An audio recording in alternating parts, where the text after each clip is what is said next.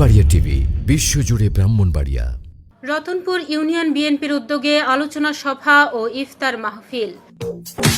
ব্রাহ্মণবাড়িয়া নবীনগর উপজেলার রতনপুর ইউনিয়ন জাতীয়তাবাদী দল বিএনপি ও অঙ্গ সংগঠন উদ্যোগে আলোচনা সভা, দোয়া ও ইফতার মাহফিল ধর্মীয় ভাব গাম্ভীর্যের মাধ্যমে অনুষ্ঠিত হয়েছে।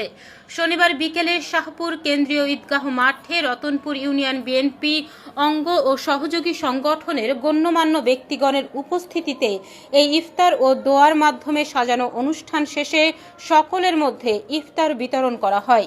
রতনপুর ইউনিয়ন বিএনপির সভাপতি ও নবীনগর উপজেলা বিএনপির সহ সাংগঠনিক সম্পাদক শরীফুল ইসলাম সাকলাইন মাস্টারের সভাপতিত্বে ও নবীনগর উপজেলা কার্যনির্বাহী সদস্য ও রতনপুর ইউনিয়ন বিএনপির সভাপতি ও নবীনগর উপজেলা বিএনপির সহ সাংগঠনিক সম্পাদক শরীফুল ইসলাম সাকলাইন মাস্টারের সভাপতিত্বে ও নবীনগর উপজেলা কার্যনির্বাহী সদস্য ও রতনপুর ইউনিয়ন বিএনপির সাধারণ সম্পাদক মামুন সরকারের সঞ্চালনায় এতে ইউনিয়নের 14টি গ্রামের বিএনপি, যুবদল, ছাত্রদল ও অঙ্গ সহযোগী সংগঠনের সর্বস্তরের নেতৃবৃন্দ দুপুর থেকেই মিছিল নিয়ে ইফতার ও দোয়া মাহফিলের সমাগম স্থানে উপস্থিতিতে মুহূর্তেই পরিপূর্ণ হয়ে ওঠে। এ সময় দিক নির্দেশনামূলক স্বাগত বক্তব্য রাখেন উপজেলা বিএনপির সদস্য ও রতনপুর বিএনপির সাধারণ সম্পাদক মামুন সরকার।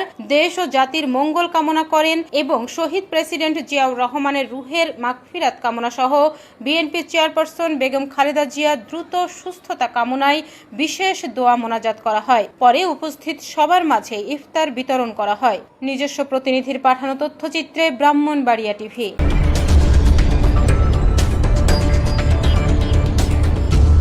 ব্রাহ্মণবাড়িয়া টিভি, বিশ্বজুড়ে ব্রাহ্মণবাড়িয়া।